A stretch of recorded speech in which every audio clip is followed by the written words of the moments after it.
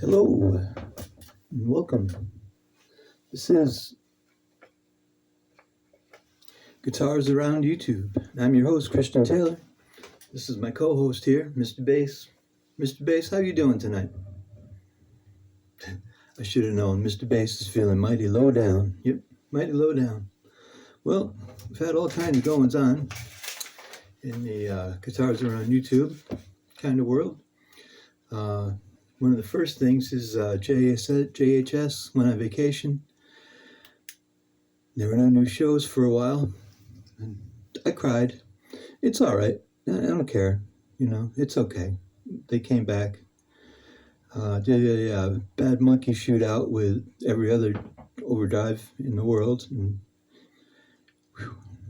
being as you can get a Bad Monkey for 50 cents these days,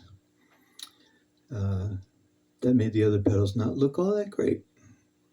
But people buy what they buy, and who knows? I don't know. Who knows? I don't know. I've been checking out a bunch of guitar players around YouTube. Going to cover that, being as this is Guitars Around YouTube. One fellow that was new to me is Sean Tubbs. Don't know Sean. I didn't know Sean.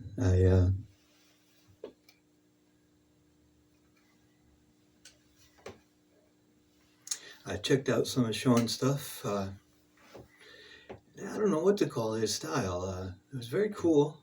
It was kind of like, the only thing I can come up with is like hot country picking, but he doesn't even use a pick, so it's not really hot country picking. I don't know. It was pretty cool. Made me feel a little bit ashamed because I can't play nothing like that. So that was Sean Tubbs. Gonna have to get to know him a little better. Give you a better report than that at some point in the not too distant future. That's Guitars Around YouTube. One of the things I was checking out was the version of 5 Watt World, one of the episodes, and they could do a thing about train wreck amps. Usually, the only amp I care about is something I can actually afford, like a Pathfinder 10 or 15, something like that, Maybe one of them stage right deals. I got one of them too. But they usually sound fine to me once I get to know them and work with them a bit. They sound fine for my purposes. A Marshall stack is a Marshall stack, is a this and a that, and it either sounds good or it doesn't. But this train wreck amp, I gotta admit, it sounded like God. And Jeff McErlane, he's no new to me also. Somehow he flew under my radar, and also a very good player, very, very precise, very good sound, nice touch and tone and all that. I guess he's a teacher quite a bit also, and I can see why. Certainly it seems like he knows his stuff, and listen to him demonstrate that train wreck amp many times. I really dug it. I also like, there's a Clapton episode where he's on there doing a bunch of Clapton stuff, the old stuff, the Cream stuff, the fired up Marshall stack with the SG kind of stuff with the humbuckers going on, and that's glorious. He did a good job on that also. And Pete Thorne had an episode with Trainwreck amp also, and I watched that. That was cool. Pete always sounds good. He sounded especially good through a Trainwreck. What's the other amp I'm trying to think of?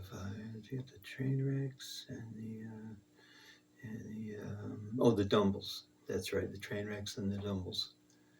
Now that I'm saying it, I don't remember if Pete Thorne played to a Trainwreck or a Dumble. I think it was a Trainwreck, the Trainwreck derivative.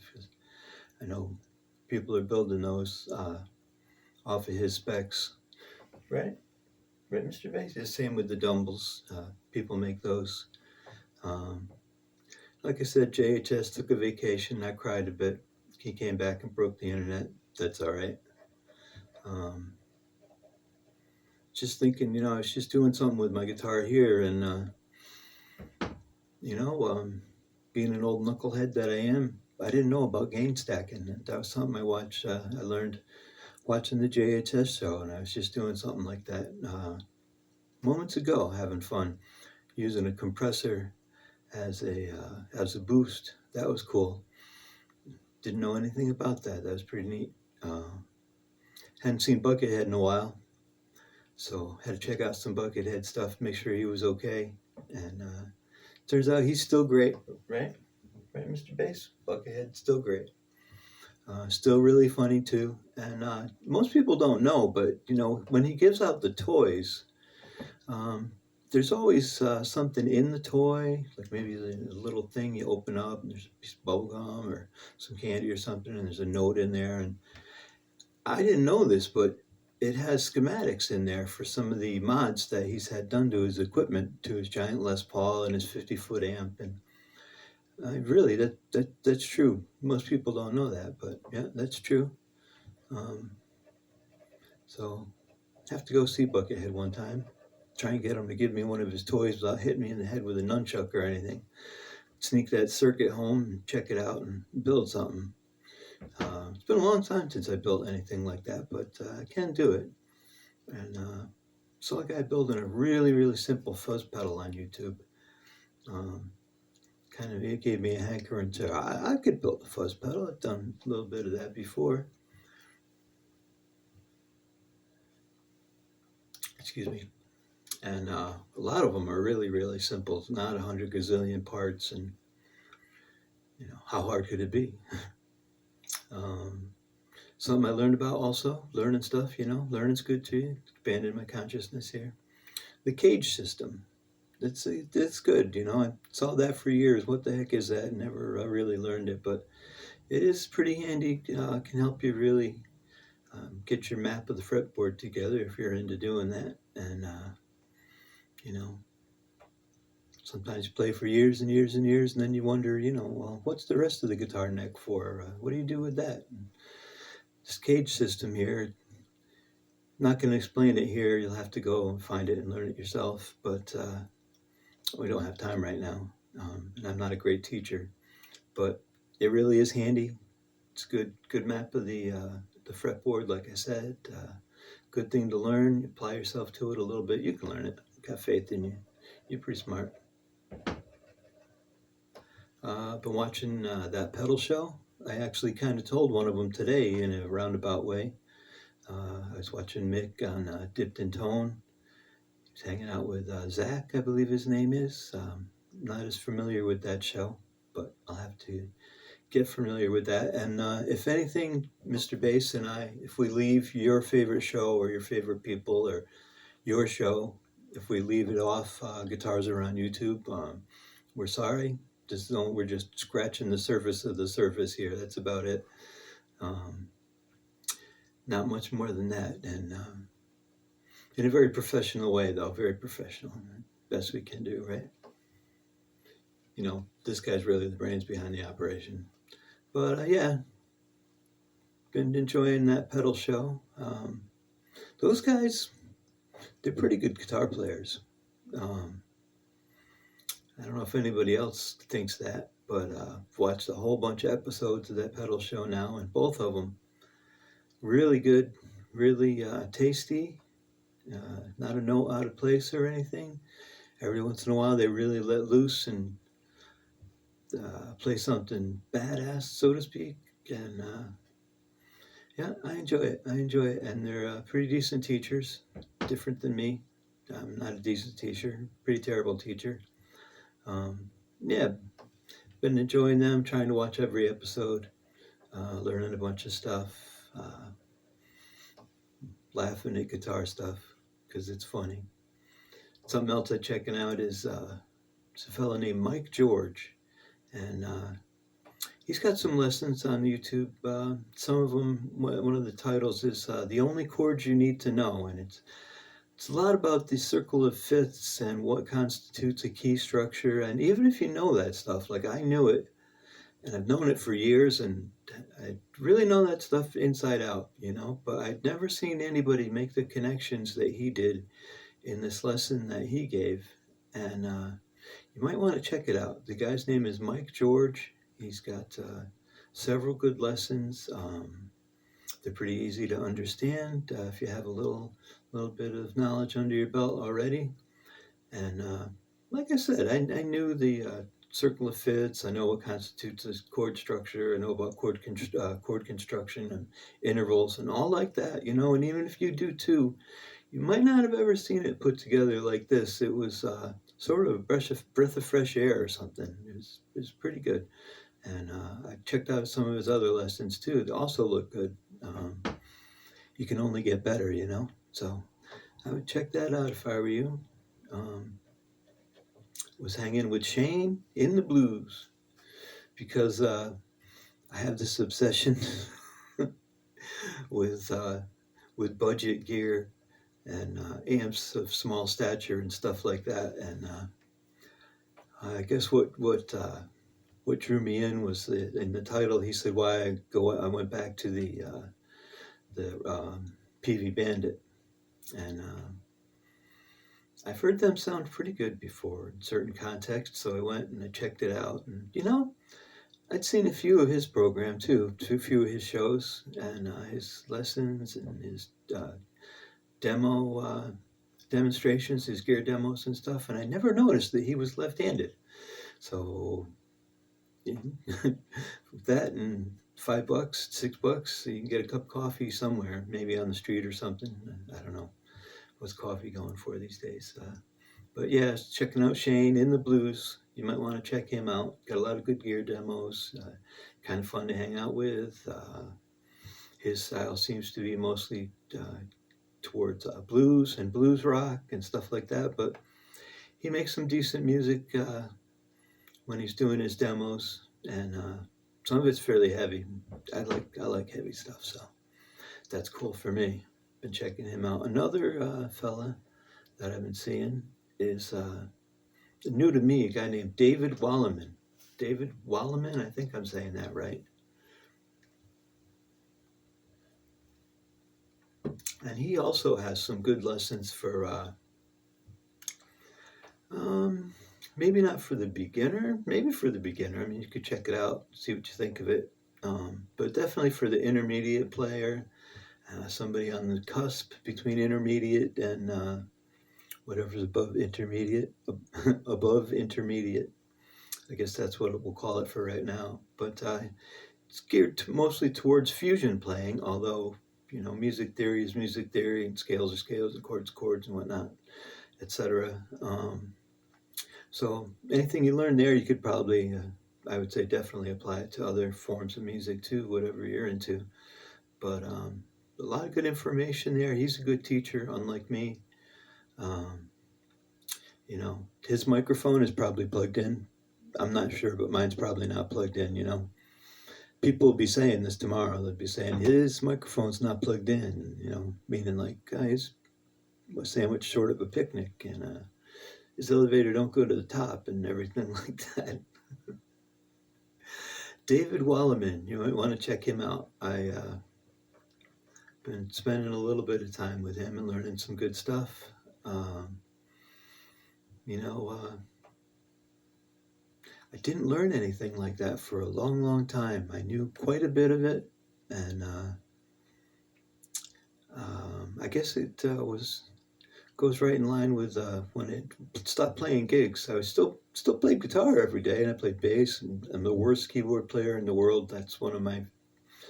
Nobody can take that away from me. I've got trophies for being the worst keyboard player in the world. I'm just awful, but I do play little keyboards and play bass, sing backup, and everything like that. And I'm still working on original music and doing that. I just wasn't playing bar gigs anymore, and for some reason, I just didn't hit the books in any way, shape, or form. Or for better or worse, a lot of people that I see here and there, I usually knew what they knew already and more. They were usually asking me questions, and so it's good when I started going, making my way around YouTube and seeing these different gear things, gear demos and whatnot, learning how the gear had progressed, and uh, anything that you want to learn, be simple or complex or in the middle, or somebody's teaching it out there, music wise, you know, and the world is on YouTube, the whole world. This will be on YouTube shortly, so you're probably on YouTube right now, and you just don't know it, right, Mr. Bass? Yeah, Mr. Bass says that he's on YouTube all the time, but yeah, if you want to get better, you're playing your guitar or your bass or your keyboards, even singing, whatever you're doing musically. If you want to get better, make use of some of these lessons on YouTube. Not won't be terribly hard for you to find. All of a sudden, you'll be overwhelmed with holy moly, what should I do first? And there's lessons for everybody at any any level, you know, beginner, intermediate, or advanced.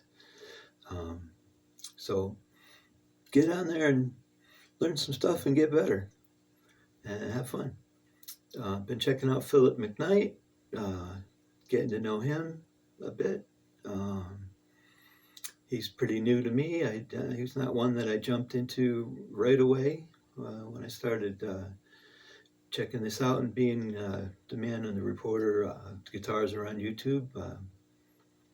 And, you know, the name of his program is Know Your Gear. And that's exactly what it's about. That's exactly what you can do there. You can learn a whole lot about gear, about what works, what doesn't work in his opinion, what's good buy, what's not good buy, what to do, what not to do.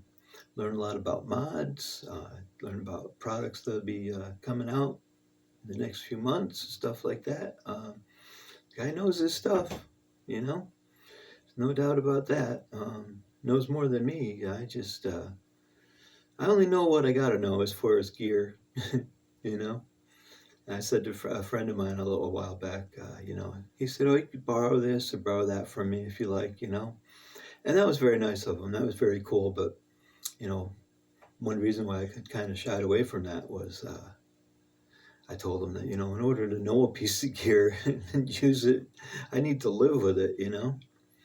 Um, you know, give me a couple months, I can make anything sound like gold. But at first, I might be like, I don't know how this works. Help me turn this on. Why is that squealing? Is that light supposed to be blinking? Where do I plug in? Etc. Etc. So, but I'm learning, you know. I'm learning just like everybody. I'm learning as I go along, you know. And I jokingly talk about a Marshall Stack or Trainwreck or Hiwatt or Two Rock if I had the money, something like that. But I really don't need anything like that for the most part, you know. Everybody would hate me if I had that. My neighbors would hate me. My wife would hate me. My cats would hate me. Everybody would hate me. So I stick to the land of small amplification, and works out good for me. On we go. Another fella that is new to me, and he's pretty cool. It's Dave Simpson. I believe he's affiliated with Anderton's Music over there. Anderton's, you might know their show. Uh, um, they had one Sound Like, and they would grab a bunch of gear in the music store and try to sound like this or that band or this or that guitar player, and it was kind of neat. They'd do it on a budget, and they tried to do it as cheap as possible, and then they'd do it by breaking the bank. And money would be no option, so they'd get the best, the finest, and the highest shelf stuff that they could. And guys are kind of funny. You know how guitar humor is. Play a heavy lick, crack everybody up. Learned a lot watching them, and Dave wasn't on that. I don't know, maybe he was working in the store at that point. I'm not sure, but he came across my radar in the last few months or last year or so. And now I know why I'm talking about him. I was watching a demo when he was, big surprise, he was using a PV. I don't know if it was the Bandit. I think it was one of the bigger ones, but he was making it sound real good. He was playing a Les Paul through it. Can't go wrong with a Les Paul, I guess. And I noticed that his living environment, it was like, as I commented, he was living with a pride of amplifiers. There were amps everywhere, stacked all the way up the walls, and you know, that's the way we like it. Yep. So check out Dave. He's cool. Does some good gear demonstrations, some demos. Yeah. Plays some good stuff. Good player. I guess he's got a trio. The Dave Simpson Trio. I haven't been able to check them out yet, but I mean to. I'm going to check them out soon. Pardon me a moment.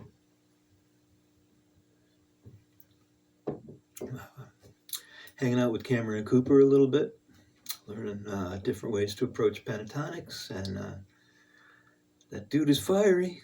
That dude is fiery, and he's a youngin'. He's a youngin'. Makes me a little jealous. I was still trying to tune my guitar. No, a little bit better than that when I was his age, but nowhere as good as he is. He really plays the fiery Van Halen, the most obvious influence there. He does that stuff really, really well. I imagine that's not all that he does.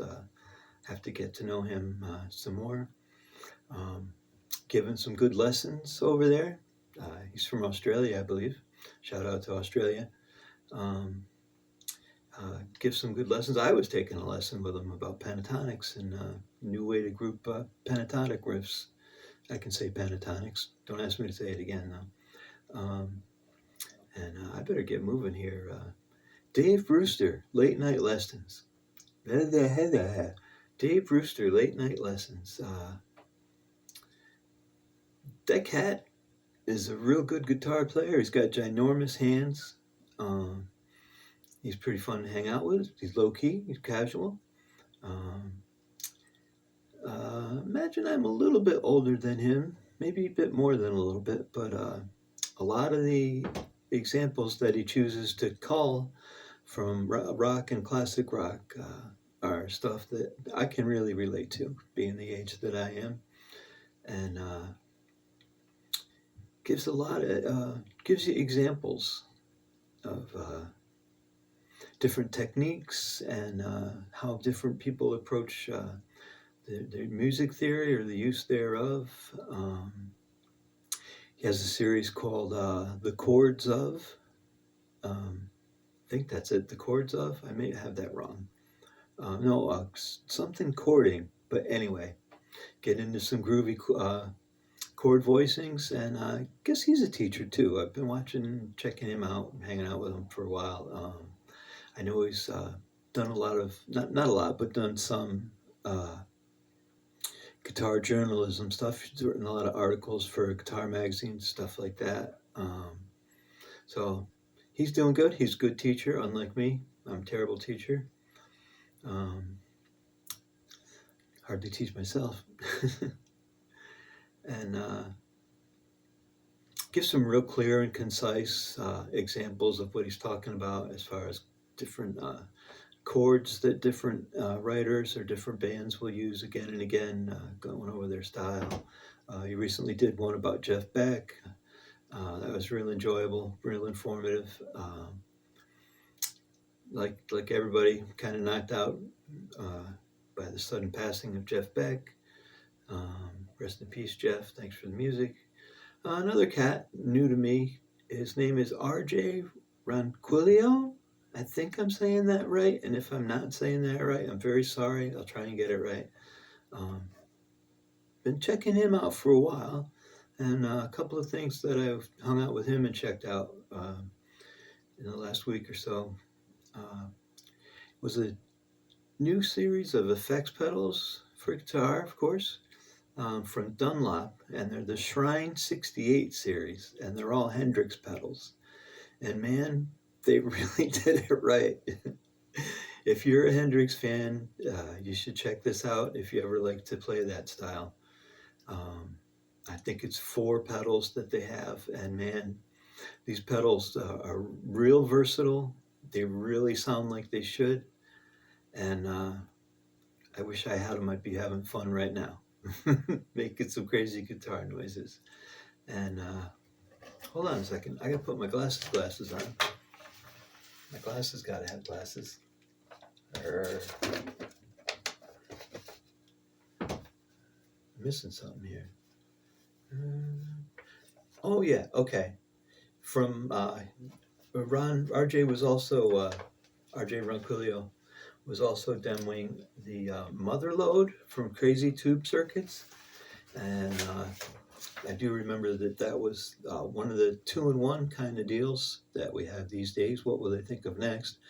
Um, and it was a overdrive distortion, of course, bordering on fuzz, maybe.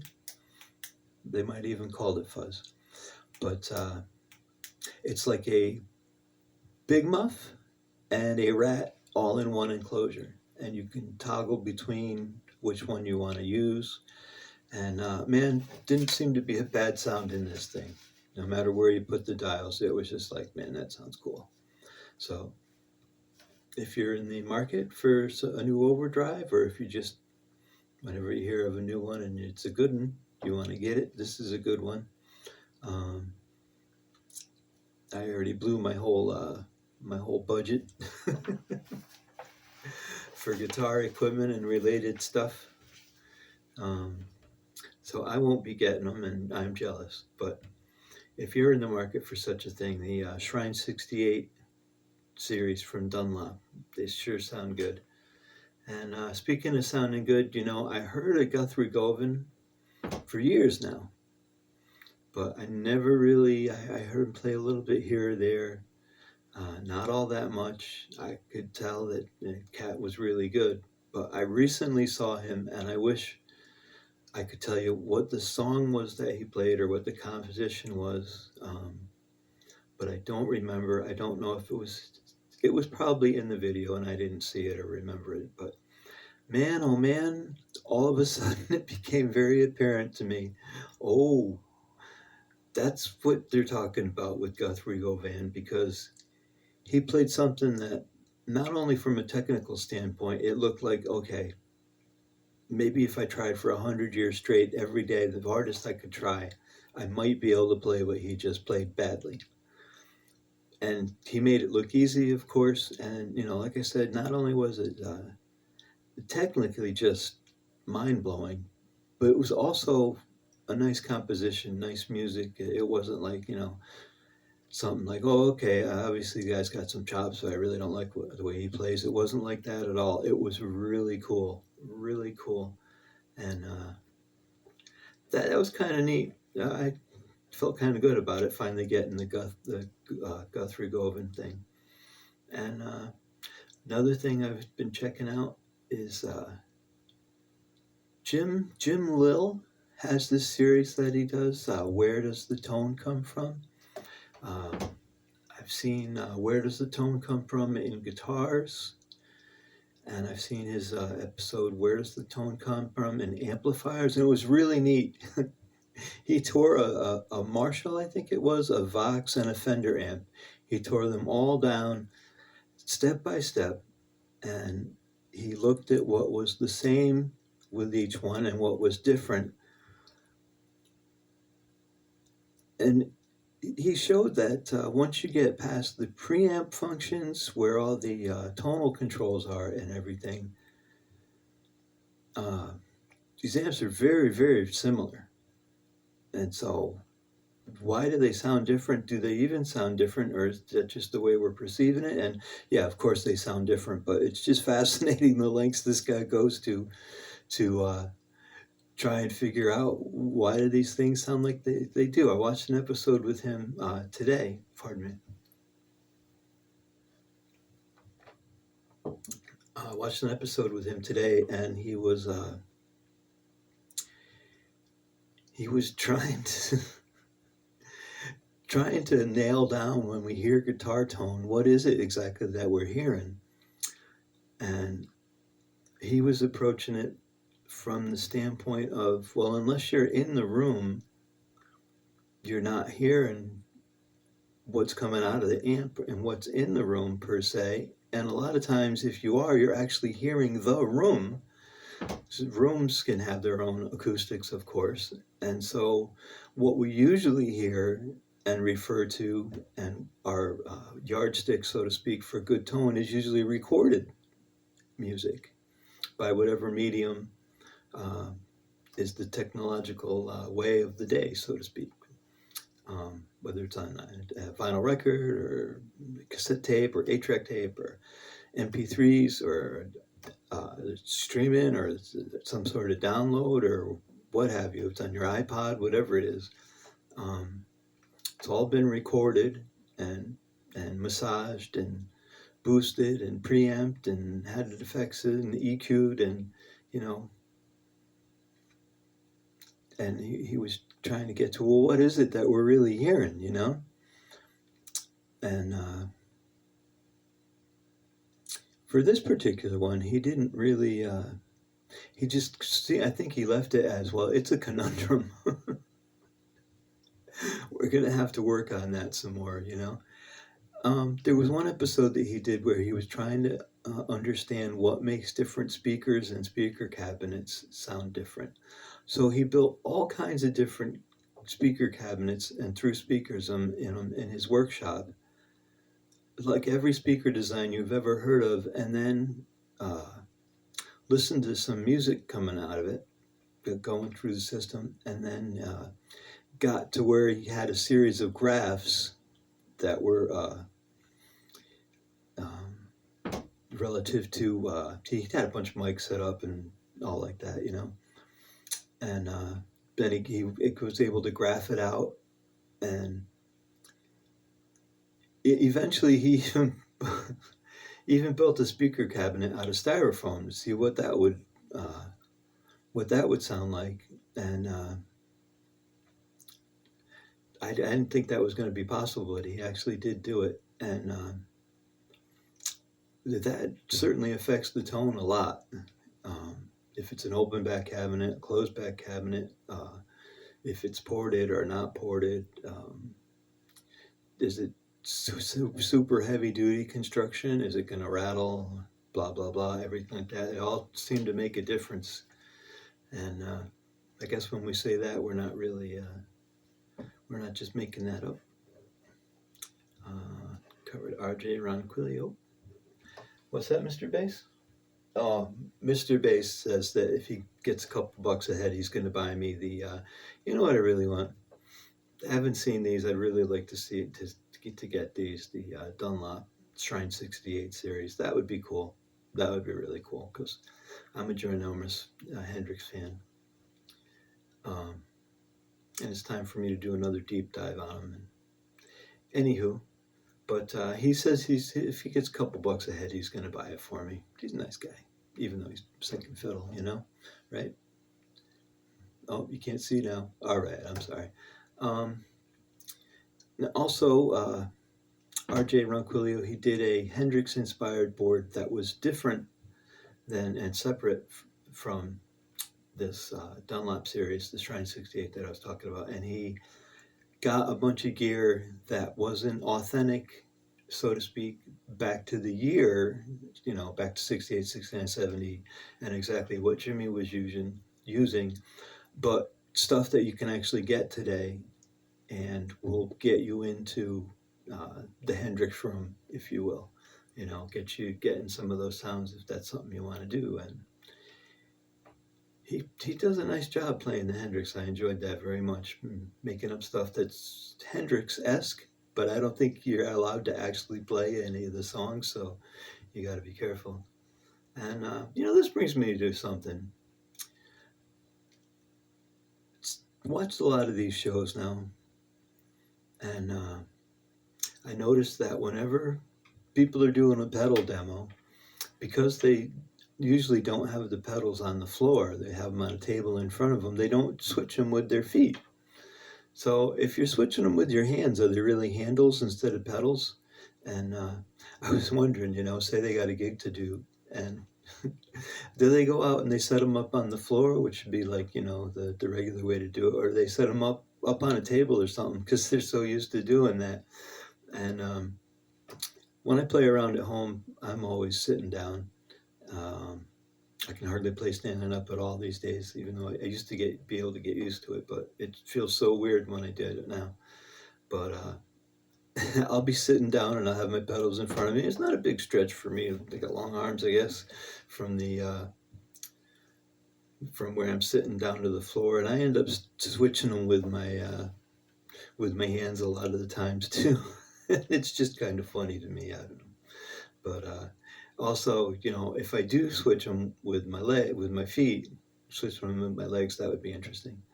If I switch them with my feet and I happen to be taping myself, videoing myself, it looks hilarious where I lean back, throw my leg way out there, and hopefully hit the right button, and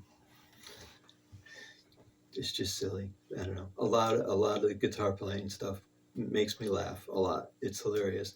Speaking of that, I want to rewind for a second. Buckethead just cracks me up.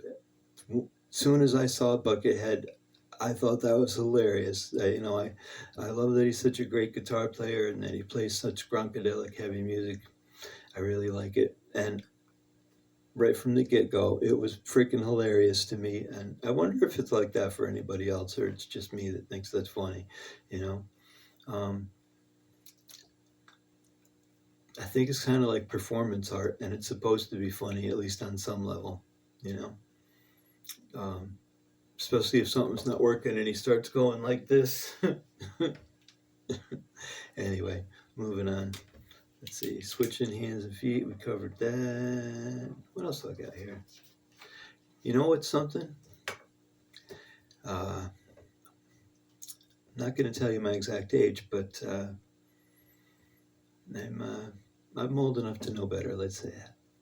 And anyway,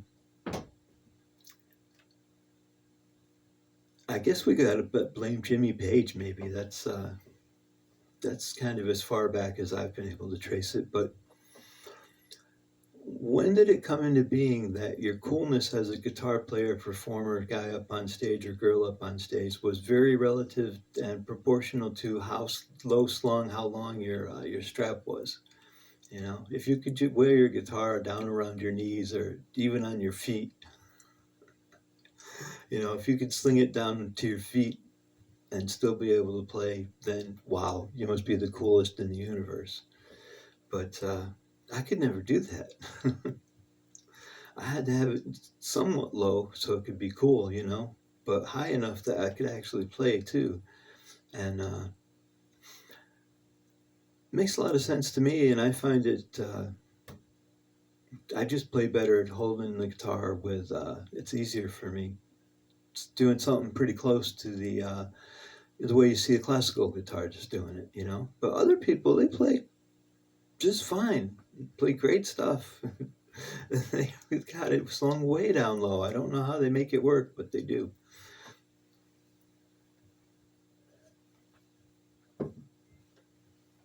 So I might have to maybe on the next episode I'll be able to. I think the real winner all around in every form of this composition would probably be the bassist for Metallica, whose name escapes me at the moment. Robert something I'm probably not going to say right, so it's Robert. You know the dude I'm talking about, and his bass is way down there, man. Yep, and it's cool. I got my notes here, and that's a good thing. And I'm working my way down the page here. I guess I was talking about tone. It's lovely when you don't understand your own notes. But one man's horrible tone or a woman's horrible tone might be somebody else's beautiful tone. And I guess we all know that.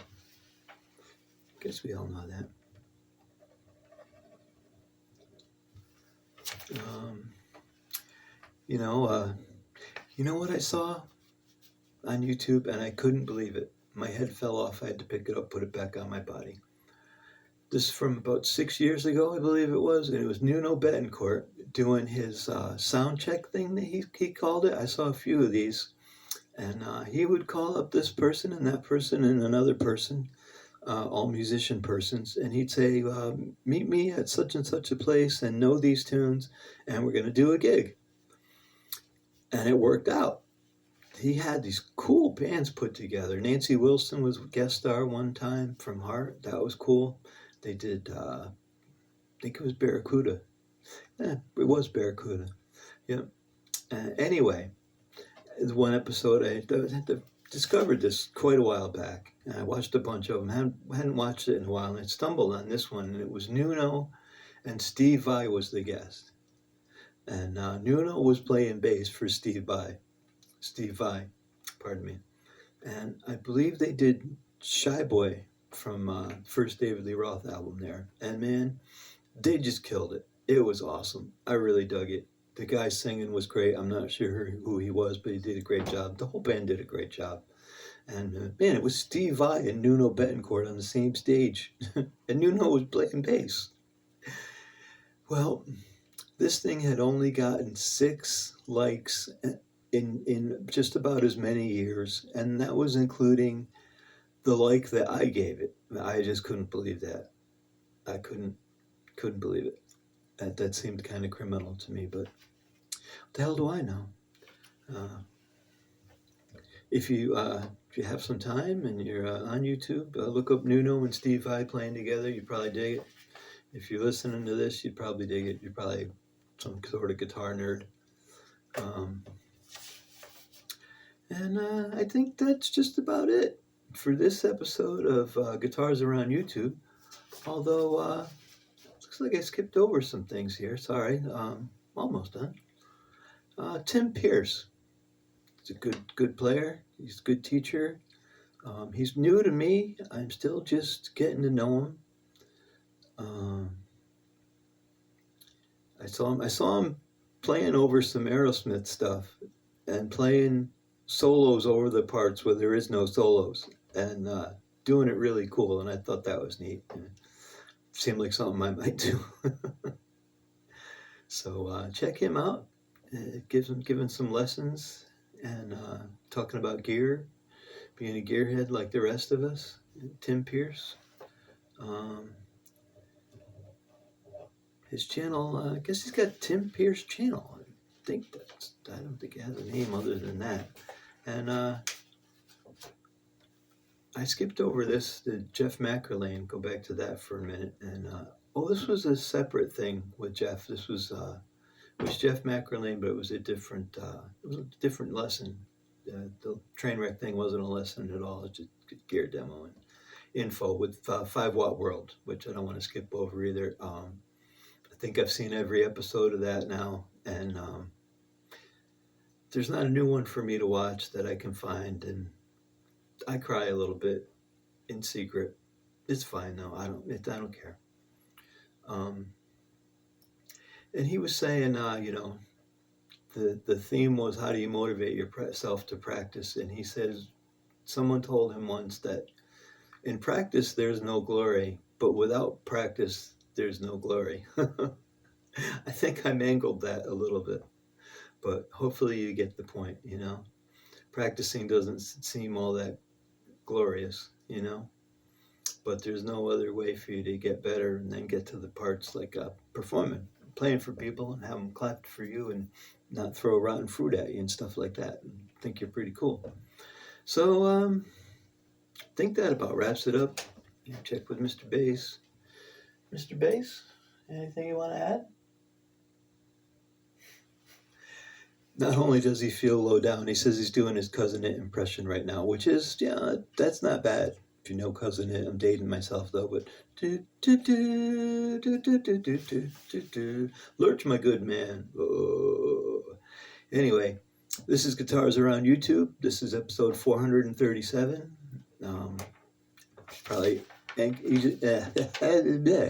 You're probably anxiously awaiting 439. I'll get that together as soon as I can. I'm gonna have some more lessons on my channel. I gave some. Like I said, I'm a horrible teacher, but I'm doing the best that I can, and I've been playing for a long time. I know some stuff. It's not always easy to impart to someone else what you know, and if someone doesn't know chord construction, it's difficult to make them understand why, if they understood intervals in chord construction, that would open up their musical life so much that it would be worth putting the effort in.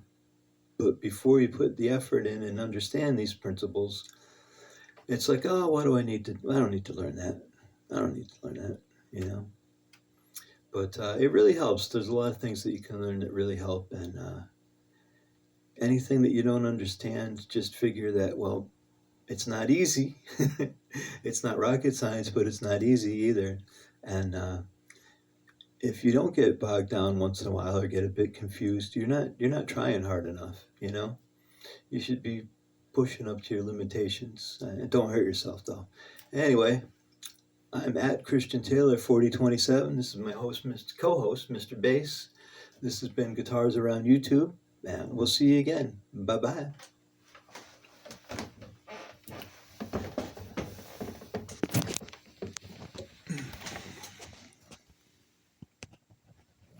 Say goodbye, Mr. Bass. Goodbye. Thank you for watching the show.